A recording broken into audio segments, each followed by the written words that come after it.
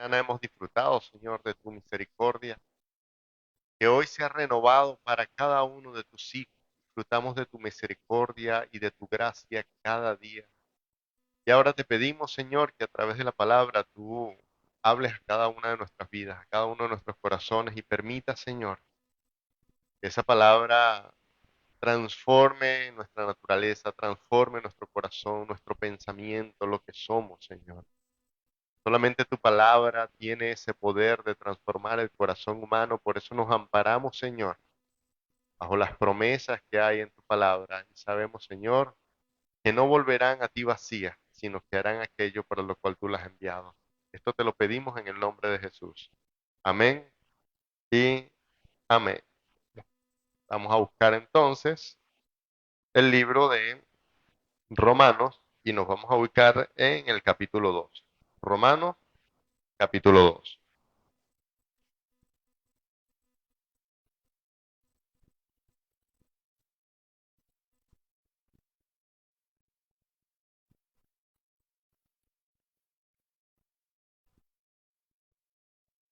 ¿Ya lo tiene? Pero a mí se me perdió, ya va, espérenme. Ok. Romanos capítulo 2 y vamos a leer desde el versículo 11 en adelante. Dice así,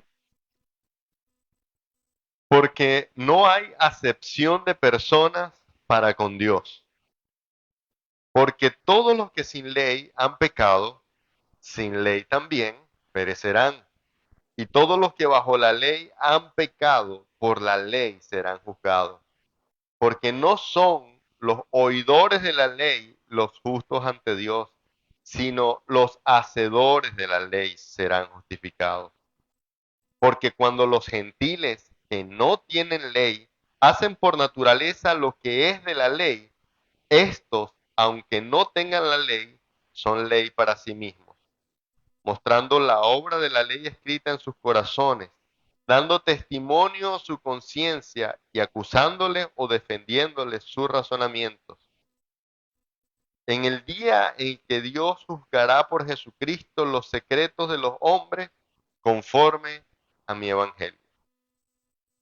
Amados hermanos, ustedes saben cuánto amo el libro o la carta a los romanos y cuántas enseñanzas he compartido con cada uno de ustedes acerca de este libro y la verdad es como un pozo sin fondo, el cual podemos seguir y continuar profundizando. Bien lo decía el apóstol Pedro refiriéndose a las cartas de Pablo, de esas cosas tan profundas que son en ocasiones difíciles de entender que nos encontramos en estas cartas de Pablo. Y este es uno de esos pasajes que me encanta, me gusta mucho, y hoy nos va a ayudar a estudiar acerca de la justicia de Dios. Vamos a hablar de la justicia de Dios como atributo, pero no es una clase teológica lo que vamos a ver esta mañana, sino quisiera abordarlo desde un punto muy personal. Y yo sé que en muchas ocasiones nosotros nos hacemos preguntas teológicas. A veces leyendo la Biblia nos encontramos con que queremos resolver una pregunta, una duda que tenemos y efectivamente la resolvemos, pero encontramos que a partir de allí surgen unas 20 preguntas más que podemos hacernos. Muchas de esas preguntas vamos a guardarlas para cuando estemos en la presencia del Señor y finalmente disipar allí toda duda. Mientras tanto, las cosas reveladas están allí en su palabra y mediante ella podemos nosotros llegar al conocimiento de lo que nosotros necesitamos. Ojo, la Biblia no es un libro escrito para satisfacer todas las curiosidades humanas. Si así fuera, imagínese el tamaño que tuviera la Biblia. Fuera una enciclopedia de 40 tomos. Y si ya a algunos les da flojera leer este libro, imagínense si fuera así de grande, menos que menos las personas lo leyeran. Así que la Biblia no dice todo lo que nosotros queremos saber, pero sí dice todo lo que necesitamos saber. En este pasaje, precisamente el apóstol Pablo, no sé si queriendo o sin querer, da respuesta a una de las preguntas más frecuentes que nosotros nos encontramos seguramente cuando estamos predicando a las personas y les decimos y les enseñamos que solamente hay un nombre dado a los hombres, que solamente en Jesucristo hay salvación. Ellos internamente muchas veces se preguntan, ¿y qué pasa con aquellas personas que nunca escucharon del nombre de Jesucristo? ¿El Señor tendrá una oportunidad también para ellos? ¿O simplemente ellos, bueno, por ser buenos, porque hay muchas personas que no son malas personas, que no son personas de mal corazón? ¿Qué oportunidad les dará Dios? A lo largo de la humanidad han habido tantas personas que no han escuchado hablar del nombre de Jesucristo. Incluso hay hoy día tribus aisladas que viven en rincones del mundo, etnias, países enteros en donde está prohibido mencionar cualquier aspecto del evangelio cristiano. ¿Cómo el Señor otorgará de su gracia y de justicia a esas personas o simplemente no tienen esperanza y están condenadas? Es una pregunta retórica que nos podemos hacer en este momento y nosotros nos damos el lujo de hacernos ese tipo de preguntas, pero podemos profundizar en la palabra. Y hay varios aspectos de la justicia de Dios. Lo primero que nos podemos encontrar es que tenemos un Dios justo. En primer lugar, una de las características principales de Dios es su justicia. En Dios no hay injusticia y en eso se refiere el apóstol Pablo cuando dice que en Dios no hay acepción de personas. El versículo 11 comienza diciendo así. Romanos 2:11 dice, porque en Dios no hay, porque no hay acepción de personas para con Dios. Nosotros, como humanos, tenemos una tendencia natural a veces a catalogar a las personas. Si nosotros vemos ciertos rasgos externos, uno enseguida etiqueta a las personas. A veces es casi inevitable. Por más que usted quiera ser tolerante o por más que usted quiera ser, no sé, progresista, si una persona se va en el autobús y se le sienta al lado con un mal aspecto, con algunas características, usted empieza a sospechar inmediatamente de esa persona, usted aprieta su cartera, se acomoda el teléfono, ¿sí o no? Así uno no lo quiera, es una reacción natural, pero en Dios es diferente. Dios no etiqueta inmediatamente a las personas y cuando dice que no hay acepción de personas, la palabra allí acepción en el original da a entender el concepto que nosotros tenemos como de rostro. Dios no, como que no enmascara, para Dios no hay máscaras, Él puede ver el corazón de las personas. Eso somos nosotros que juzgamos de acuerdo a las apariencias, pero Dios no es así.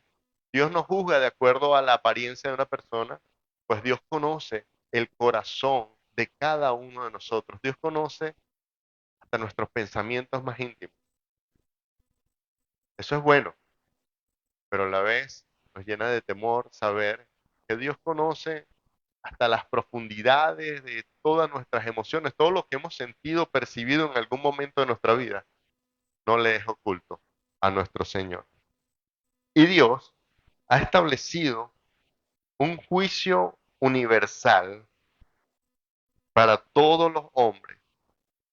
Y todos los hombres, todos los que hemos nacido en la historia de la humanidad, en algún momento de nuestra existencia, nosotros compareceremos ante un tribunal para ser juzgados. Esto está establecido en la palabra. Dice que todo hombre vivirá, morirá una sola vez y luego de eso, el juicio.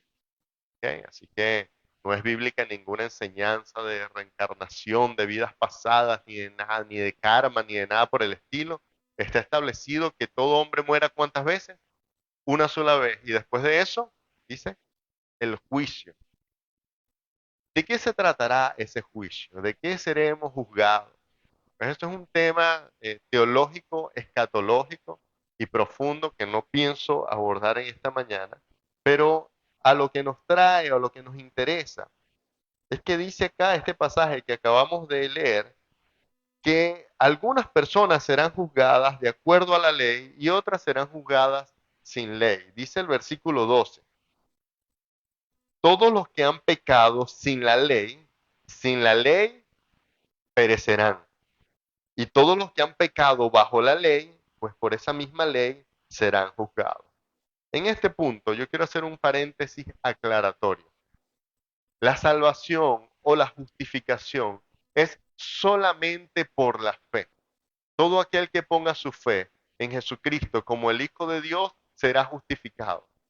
Y solamente por la fe, y no hay lugar para las obras, o no hay mérito para las obras al momento de la justificación y de la salvación.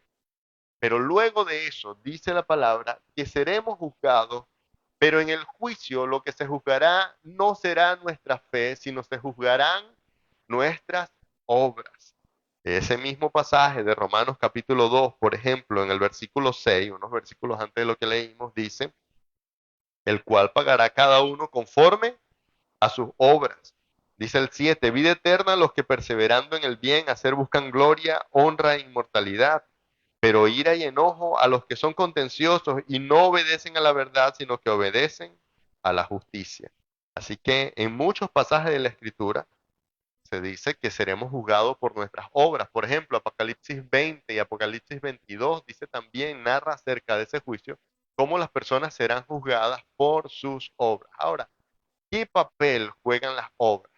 ¿Y a qué obras se refieren? En este contexto no se está refiriendo al cumplimiento de una ley establecida en el Antiguo Testamento. Y de hecho estamos leyendo pasajes del Nuevo Testamento. El apóstol Pablo está instruyendo a la iglesia, está edificando a la iglesia y les está hablando que todo el que ha pecado sin la ley será juzgado, y todo el que conociendo la ley, practicando la ley o estando bajo la ley, haya pecado por esa misma ley será juzgado. Y lo que será juzgada serán eso, serán sus obras. Pues las obras a las que se está refiriendo son esas obras que respaldan la fe que profese esa persona. Sabemos que cualquier cosa, y esto lo he enseñado en anteriores ocasiones, casi cualquier cosa en esta sociedad se puede disfrazar de fe. El optimismo se puede disfrazar de fe. El positivismo se puede disfrazar de fe. La esperanza se puede disfrazar de fe, pero no son fe.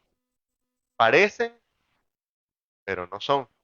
Ahora, ¿cuál es la diferencia? Que la fe viene acompañada de obras, dice la verdadera fe. Dice el apóstol Santiago en su carta, muéstrame tu fe sin las obras. Y él mismo se hace una pregunta, ¿podrá esa fe sin obras salvarle? No, no puede, porque no es una verdadera fe. Dice tal fe, la palabra tal fe, para ponerle unas comillas a esa palabra fe, indicando que no es una fe verdadera. La fe verdadera viene acompañada de obras. Obras que no son meritorias para obtener justificación o salvación, pero que demuestran, dan calidad de la fe. Es como que si usted esté buscando por allí un fruto y usted quiere saber si está bueno, ¿qué hace usted? Usted se le acerca, lo explora, lo palpa, lo agarra, ¿verdad? ¿A cuántos les gusta el aguacate? ¿Cómo hace usted para saber si un aguacate está bueno? Lo toca, lo pesa, lo mece, ¿verdad? Hay varias formas. Bueno, igual es con la fe. Para saber si es una fe verdadera, esa fe viene acompañada de obras. Esas obras son necesarias para demostrar que la fe es verdadera. Muchas personas dicen, no, a mí me duró la fe hasta, bueno, se me acabó la fe, se me agotó la fe, me menguó, me tembló la fe. Pero lo cierto es que esa entonces no era una fe verdadera. Estabas confiando en otra cosa, tal vez en positivismo, tal vez era optimismo, pero no era una fe verdadera. Esas obras que acompañan a la fe son esas acciones que serán juzgadas por la ley en ese tribunal en el cual estaremos sentados nosotros. Y el apóstol Pablo está tocando todos estos asuntos porque está hablando acerca precisamente de una falsa seguridad que tenían las personas que creían que por ser judíos, ellos tenían un acceso VIP al reino de Dios. Es decir, los gentiles pudieran tener acceso, pero nosotros tenemos un canal directo. El apóstol Pablo le dice, hermanitos, bájense de esa nube porque en el Señor, en Dios, no hay acepción de personas. Sí, ustedes tienen mucho mérito por ser judíos, a ustedes les fue confiada la palabra, a ustedes son las promesas, pero En Dios no hay acepción de personas. No es ni siquiera el conocimiento o la doctrina que nosotros manejemos. Fíjense que muchas personas se fijan mucho en esto y disfrazan una vida de fe en solamente una vida de intelectualismo y de conocimiento, pero eso es tan vano o vacío como una fe sin obras. Es decir, no tiene un valor delante de Dios. Si yo tengo solo conocimiento y ese conocimiento igualmente no me lleva a una fe verdadera, pues es solo eso, es conocimiento. Piense un momento en algo. Si nosotros lleváramos a Satanás y a todos sus demonios a hacer un examen teológico, pasaran con 20, pero ese conocimiento pudiera otorgarles salvación. No, ellos están completamente perdidos y condenados sin esperanza de salvación. Así que cuánto más nosotros debemos entender que no es el conocimiento lo que nos lleva. Ahora, pastor, usted está diciendo que el conocimiento no es importante. No, todo lo contrario, el conocimiento es importantísimo, pero el solo conocimiento me garantiza a mí nada. Mire, usted puede comprar un libro escrito por Cristiano Ronaldo que diga cómo jugar al fútbol. Y usted puede leerse ese libro y entenderlo, pero ese libro no va a hacer que usted juegue como Cristiano Ronaldo, ¿verdad que no? Igualmente pasa. Así que es las obras a las que me lleva ese conocimiento. Pastor, suena como al legalismo este mensaje. Ojo con eso. El legalismo es pretender que a través de las obras yo gane méritos para obtener salvación. Pero eso no quiere decir que yo tenga una gracia ilimitada, una tarjeta de crédito sin fondo para no tener, sino simplemente con una fe estéril, depender y creer que por esa fe soy salvo. Esa fe podrá salvarle, dice el apóstol Santiago, no puede salvarle. Solamente la fe que tiene obras. Y acá entra también el testimonio de la conciencia que tiene cada ser humano. Dice el versículo 13 que acabamos de leer, en primer lugar, que no son los oidores de la ley los justos ante Dios, sino los que cumplen la ley, estos serán justificados. No es solamente el conocimiento, no es solamente oidores. De hecho, también el Santiago les dice, oidores olvidadizos. Nosotros tenemos un gran problema como sociedad, a lo que yo he diagnosticado como un Alzheimer espiritual. Hermanos, tenemos una capacidad para olvidar no solamente la palabra, sino las cosas que ha hecho Dios en nuestra vida. Hace un momento cantábamos esa alabanza, que tú lo harás otra vez, pero a veces se nos olvida cómo Dios lo ha hecho en el pasado. Estamos nuevamente en temor, en duda, nos falta la fe, y eso una vez más denota que no era una fe verdadera, era solamente una esperanza pasajera. Pero la fe verdadera tiene esa característica que permanece. Abraham se le llamó al padre de la fe porque su fe permaneció y pasaban los años y pasaban los años y cuando ya no tenía forma física alguna de procrear, vino Dios y cumplió su promesa. Así que no son los oidores de la ley, sino los que cumplen la ley, dice Romanos 12:13. Los que cumplen la ley, estos serán justificados. Pero ahí vamos de nuevo a la pregunta. Entonces, ¿qué pasa con las personas que no conocieron la ley? Que nunca escucharon acerca de los 10 mandamientos, ni nada por el estilo, ni el mensaje del Evangelio. ¿Qué pasará con todas esas personas? Esta es una pregunta que comúnmente me hacen, no solamente como pastor, sino al predicarle a otras personas. Pues llamamos nosotros testimonio de conciencia a algo que tiene implícito el ser humano en su naturaleza, que le hace entender moralmente lo que está bueno y lo que esté malo, independientemente de su crianza, de su cultura, de su estilo de vida. Hay algo que tenemos nosotros los seres humanos dentro nuestro. Nacimos con eso y es un sentido de moral, de justicia que Dios ha puesto en nosotros. Obviamente por el pecado ese sentido de justicia está corroído, pero aún funciona. En cualquier cultura a la que tú te vayas, matar está mal, robar está mal, violar está mal, y hay muchas cosas que forman parte de ese sentido. Y cuando algo o alguien comete una injusticia, ese sentido se activa en nosotros. Y tú puedes ser la persona más tranquila del mundo, pero cuando se te activa ese sentido de injusticia que tú estás viendo, te enerva la sangre, te hierve todo y te molesta. ¿A cuánto le ha pasado algo así cuando ven una injusticia? Pues es el sentido, es ese sentimiento de conciencia, este testimonio de conciencia y de justicia que tenemos todos impresos.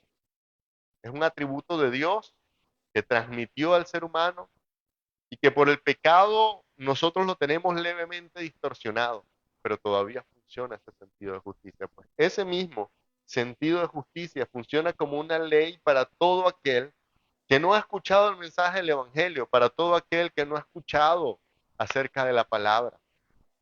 Pues el que hace lo malo sabe que está haciendo lo malo.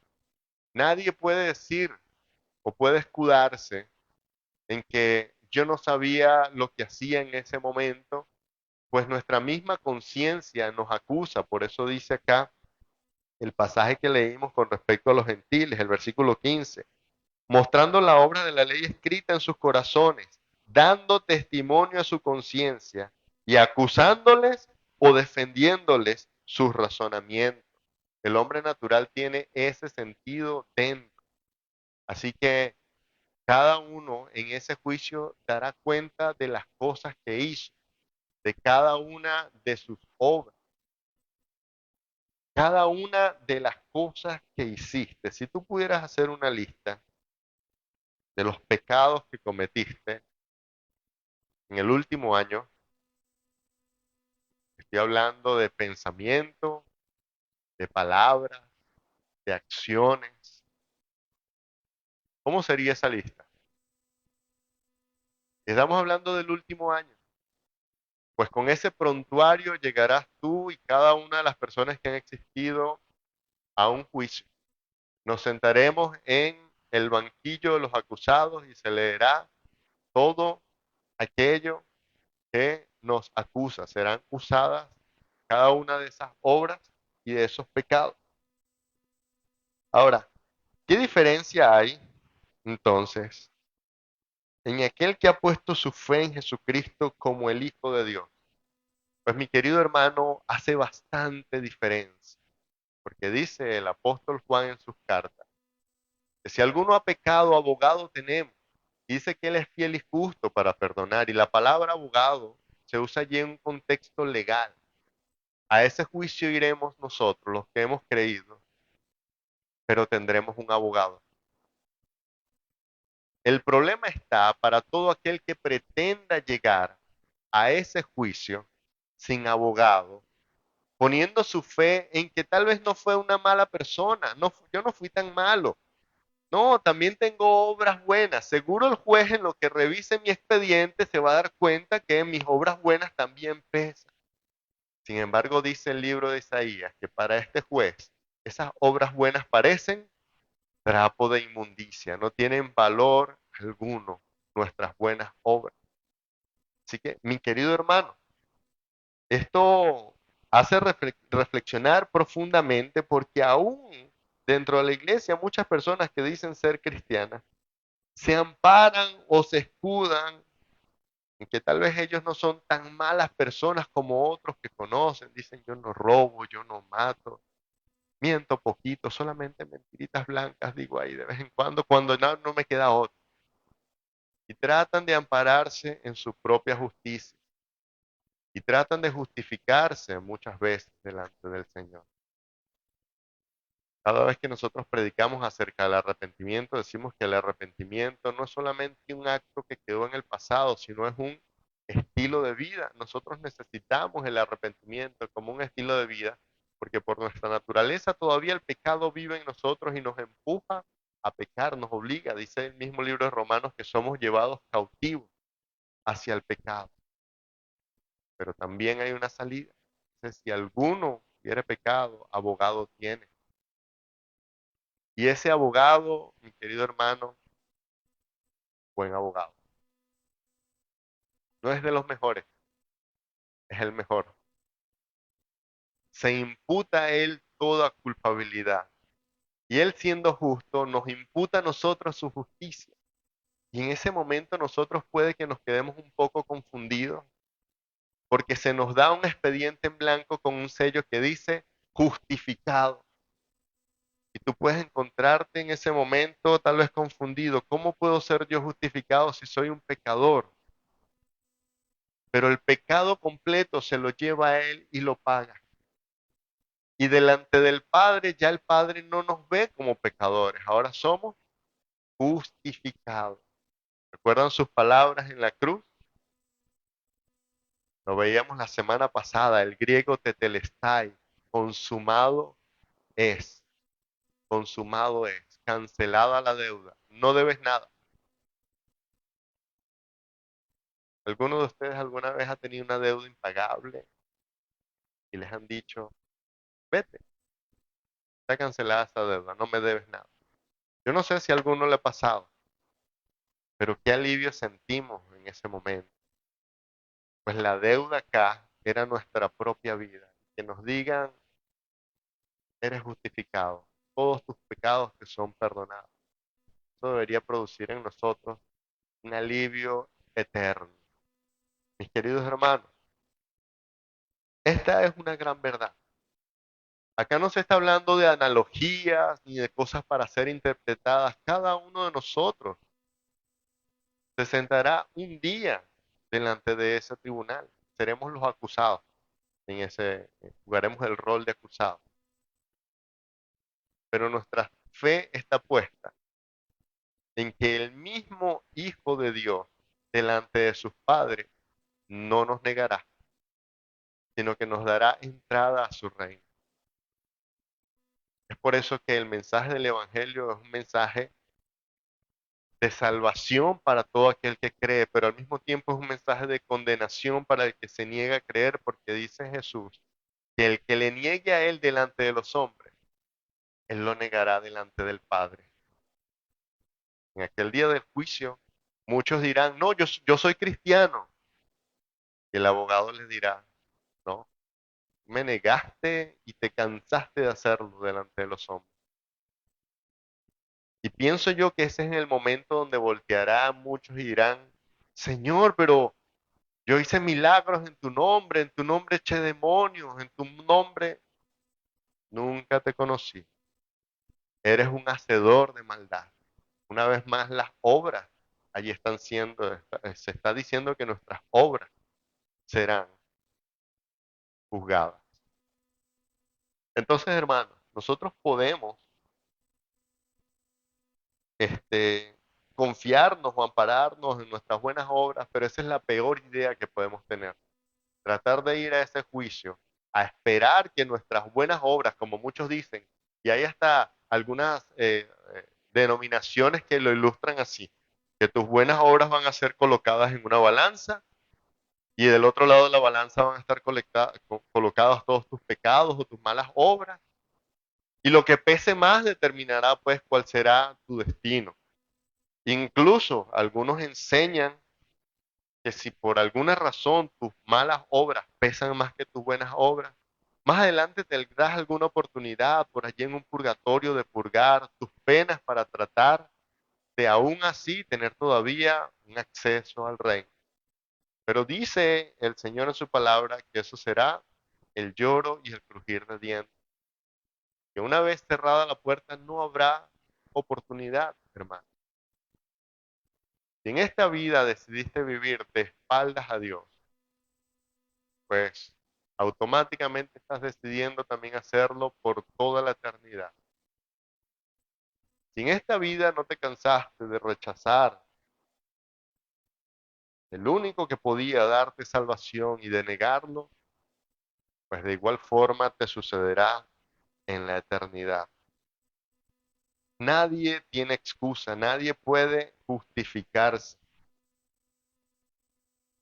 No, que bueno, yo caí en una mala iglesia, o tal vez otros se justifiquen. No, bueno, yo nunca escuché el mensaje del Evangelio.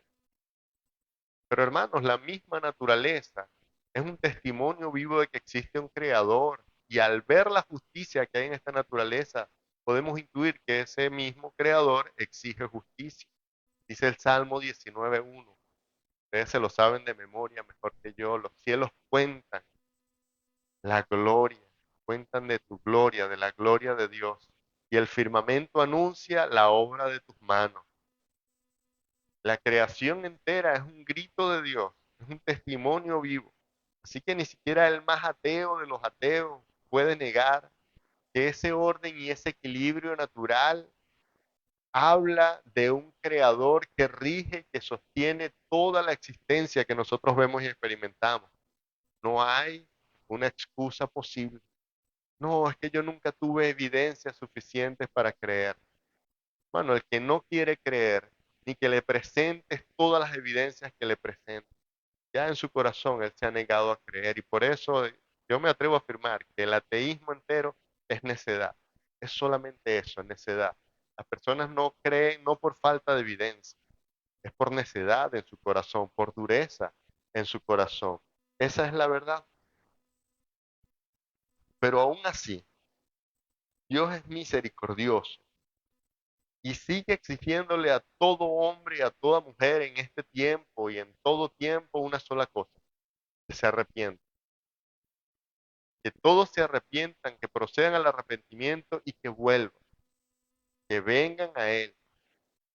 Dice el Señor que el que a Él venga, Él no le echa fuera.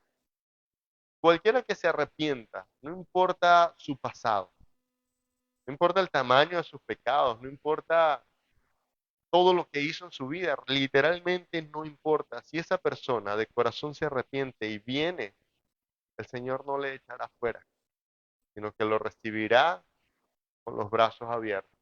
Todo aquel que se ampare, no en su propia justicia, sino en la justicia de nuestro Señor, no será avergonzado. Esto es algo que puede incluso caerle mal a muchas personas.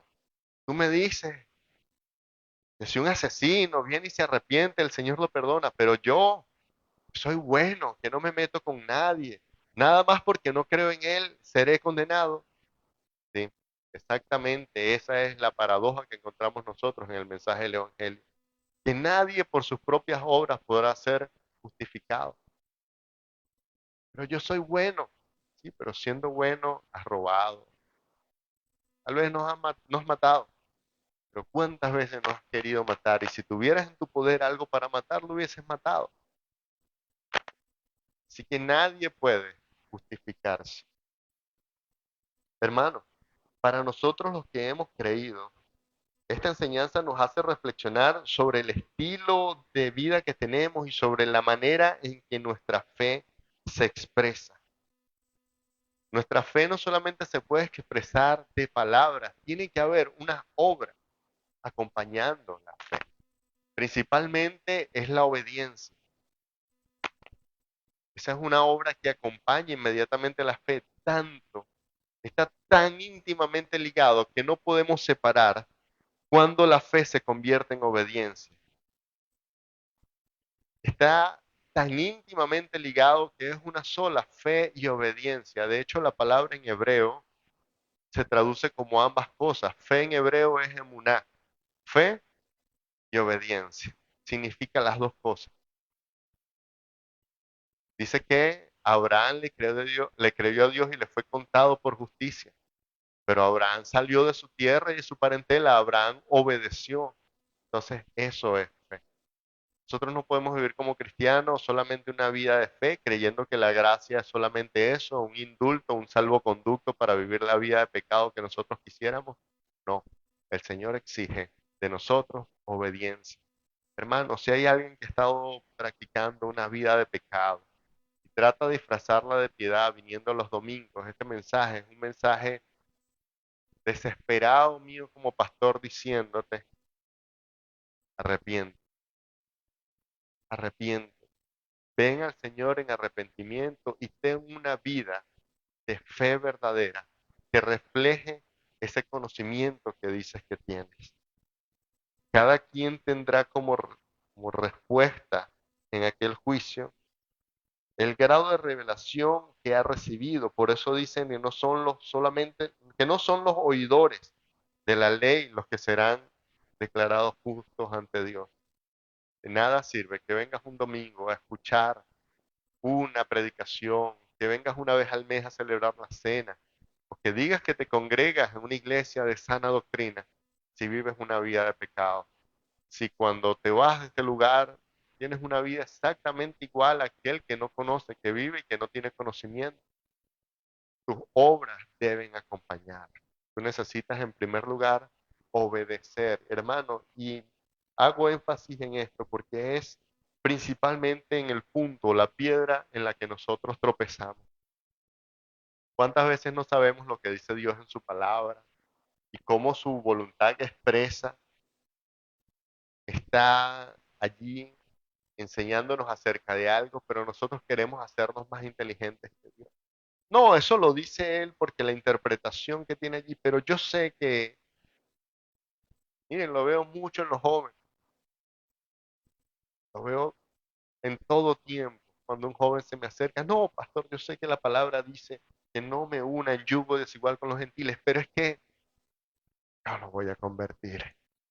Yo le voy a predicar. Yo soy el instrumento que Dios escogió para predicarle a esa chica. ¿Falta qué? Obediencia. Y donde falta obediencia, falta fe. Ahí no puede haber fe. Es una fe tal vez vacía que no viene acompañada de una obra que respalde. Hermano, en muchas ocasiones nosotros mismos tropezamos. Bueno, yo sé que el Señor dice esto en su palabra, pero Él no se pone bravo si yo hago esto, hago desobediencia. El Señor no honra la desobediencia. Mire, tuvimos un retiro completo de 3 días y los 3 días estuvimos hablando de obediencia, obediencia, obediencia. Lo que el Señor demanda de nosotros es obediencia. Todo este pasaje que leímos de Romanos, capítulo 2, expone que seriamente habrá un juicio de Dios sobre toda la humanidad y todos seremos responsables allí de nuestras acciones, ya sea que hayamos tenido conocimiento acerca de Dios o no, ya sea que hayamos aceptado o no, ya sea que hayamos nosotros creído o no. Dios será imparcial como juez en ese juicio. Y la evidencia de la fe verdadera que cada uno vive serán las obras que acompañen esa fe. Esos son los elementos claves que se enfatizan en este pasaje. ¿Qué obras acompañan tu fe? ¿Cómo pudieras demostrar tú que verdaderamente crees? ¿Hay alguna evidencia en tu vida, evidencia palpable y tangible de que realmente tu fe es verdadera? ¿O solamente tú y solo tú sabes que es fe? Entonces, en ese caso, yo me preocuparía, porque toda fe verdadera tiene una evidencia que la respalde. Y repito nuevamente, nadie será justificado directamente por sus obras o solamente por sus obras, sino que es la fe en el Hijo de Dios aquello que nos otorga justificación y salvación. Pero de nuevo repito, el testimonio escrito dice que esa fe debe ser respaldada por obras, porque si no es vana. Hermano, a mí, y esto me avergüenza en muchas ocasiones ver que personas que no tienen conocimiento de la palabra o del Señor, a veces viven y se conducen de una mejor manera que lo que hacemos nosotros que nos llamamos hijos de Dios. Esto sí me avergüenza, porque es otro aspecto de esas obras que deberían acompañar la fe que nosotros profesamos. Si no somos simplemente oidores olvidadizos, si lo que decimos acá un domingo solamente queda allí en tu memoria por un periodo de 2 o 3 horas hasta que llegaste, hiciste el almuerzo, puedes considerarte eso, un oidor olvidadizo. Necesitamos hacer ejercicios de memoria. ¿Cuántas veces usted vuelve a traer a su memoria la palabra que se predica el domingo, la palabra que se comparte en un grupo de crecimiento? ¿Hace usted esto frecuentemente? ¿Cuántas veces usted, mire, hoy tenemos la tecnología y afortunadamente este mensaje queda allí escrito y queda allí grabado en las redes sociales? Se puede de nuevo llegar a su casa en la semana a vernos. Yo a veces lo hago con nuestros propios mensajes y los tengo allí todos en la página y me pongo a escuchar los mensajes de hace 3 años, mensajes de hace 4 años que tenemos allí grabados.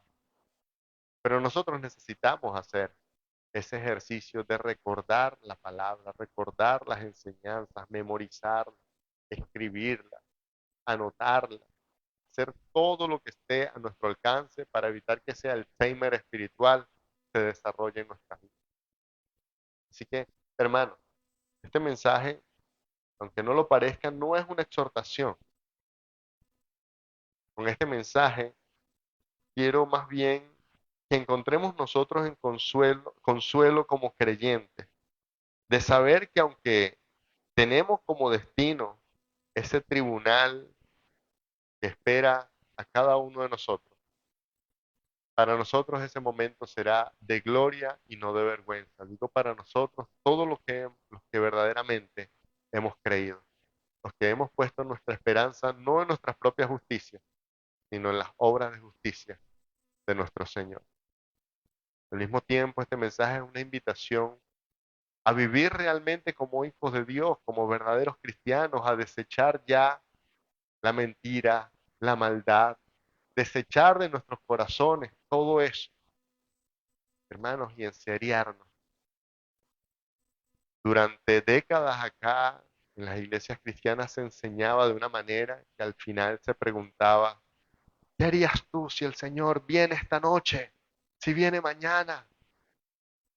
Y más de uno contestaba, no, ahí sí yo me pongo las pilas, empiezo a arreglar mis cosas, empiezo a ponerme en orden. Hermanos, pero el Señor vendrá como ladrón en la noche. Cuando nosotros estemos más confiados, en el momento que tengamos más confianza, decir, no, todavía no viene el Señor. Allí en ese momento vendrá el Señor. Pongámonos de pie, hermanos, vamos a orar.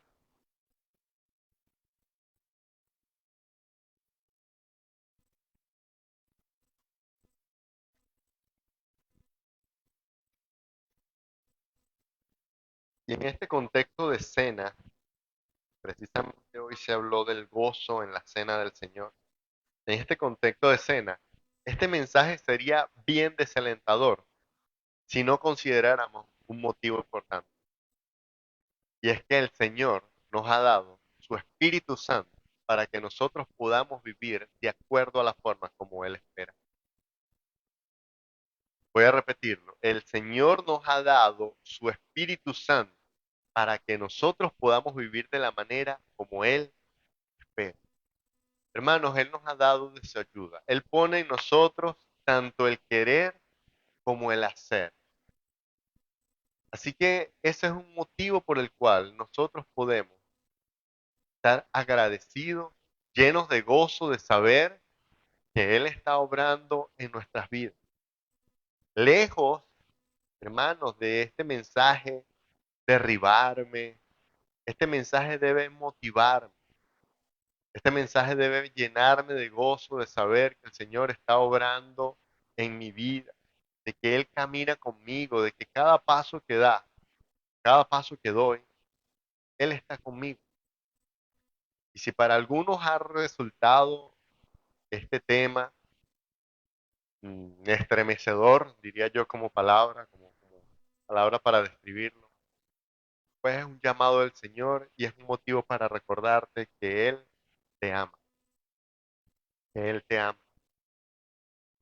¿Recuerdas lo que dice, lo que es el profeta Miqueas, cuando le recuerda al pueblo de Israel que Él amó a Esaú, perdón, que Él amó a Jacob, pero aborreció a Saúl? Recuerda, también Pablo lo vuelve a traer en Romanos diciendo que a Jacob amé, mas a Esaú aborrecí. Pero si tú lees la Biblia, ese amor a Jacob se reflejó extraño, porque si aborrecía a Esaú, Esaú fue el que prosperó y tuvo riquezas, mientras que Jacob andaba renco, cojo, fue el que fue quebrantado. Pero por eso dice la palabra que el Señor a quien ama, disciplina. Si el Señor te está disciplinando, si el Señor te está reprendiendo, eso significa que te ama. Si ya no quisiera nada contigo, el Señor no te dijera nada. Dejara como Esaú, anda a hacer riquezas y a prosperar, pero sin mí. Hermanos, gocémonos de que el Señor está con nosotros, y que su palabra nos guía, que su presencia está con nosotros. Somos sus hijos, que vivimos en su propósito, que constantemente su palabra nos está dando dirección, nos está dando consuelo, pero también nos confronta. Gocémonos de eso, gocémonos de que Él nos está formando, gocémonos en tantas cosas, y que tenemos hermanos que nos aman, que son capaces muchas veces de confrontarnos. Gocémonos de que el Señor está cumpliendo su palabra, de que formará en nosotros, nos formará a la estatura de ese varón perfecto, que Él ha comenzado una buena obra, pero también la terminará. Mientras tanto la está perfeccionando. Gocémonos de todo eso, Padre, en esta mañana. En el nombre de Jesús. Estamos agradecidos, Señor, porque estamos convencidos que tú nos amas. Tú hablas a nuestras vidas, Señor, y como hijos podemos escuchar tu voz.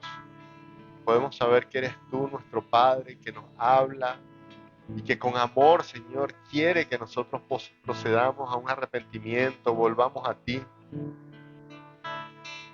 Y nos gozamos, Señor, de saber que tú estás obrando en nuestras vidas. Cada prueba por la que pasamos, Señor, como dice tu palabra, no es motivo para nosotros de caer, sino es motivo de gozo.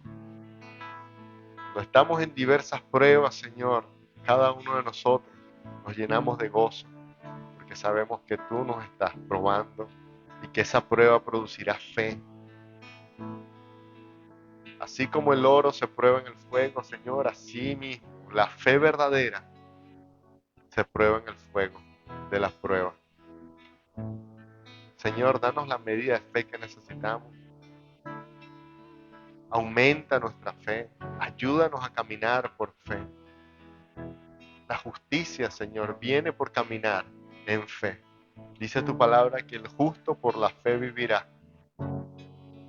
Señor, y nosotros hemos sido justificados por ti. Ayúdanos a caminar en fe, ayúdanos a caminar en obediencia, Señor.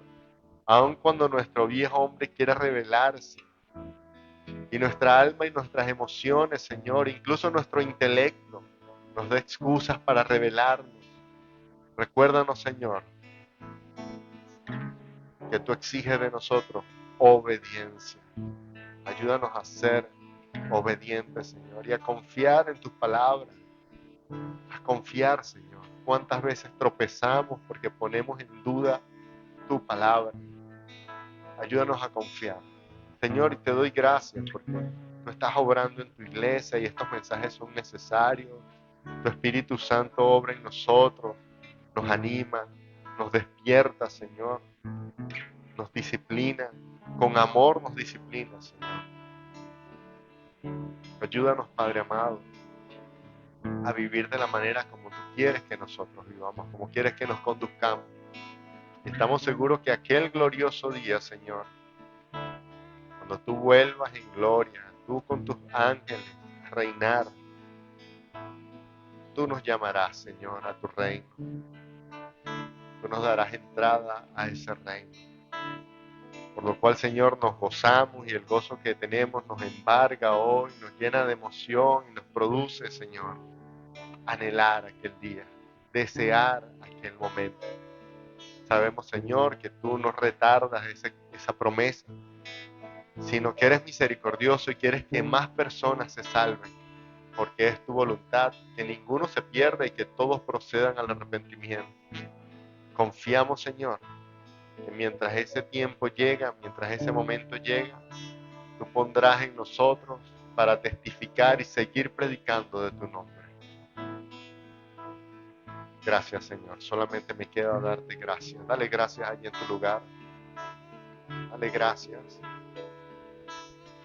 Dale gracias. Y para finalizar, mientras cantamos juntos nuevamente esta canción, que tu corazón se llene de gozo. Pídele a Dios que tú salgas hoy de acá con un corazón lleno de tu gozo, de su gozo. Gracias, Señor. Gracias, Padre, en el nombre de Jesús.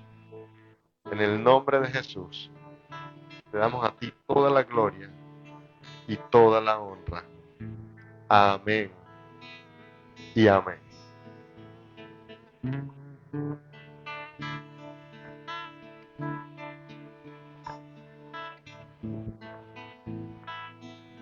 Suelta. ¿Lo harás otra vez?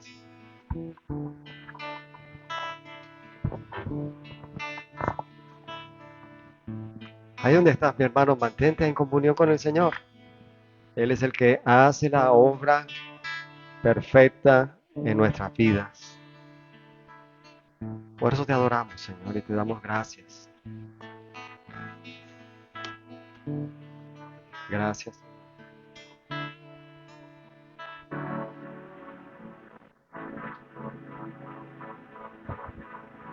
Gracias, Señor.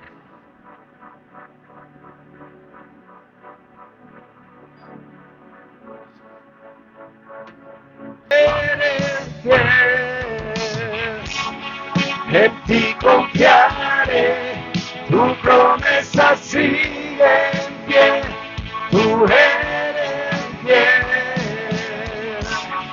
Confiado andaré, en tus manos estaré, siempre has sido fiel. Y por siempre lo serás, Señor. Y por siempre lo serás. Aleluya. Amén y amén. Dale un fuerte aplauso a nuestro Señor. Amén. Y ahí donde estás, abraza al que tienes a tu lado. Dile cuánto le amas en el Señor y deséale una semana de bendición, una semana de mucho éxito, porque el Señor abrirá puertas y Él enderezará nuestros pasos. Amén y amén. Estamos despedidos, mi hermano.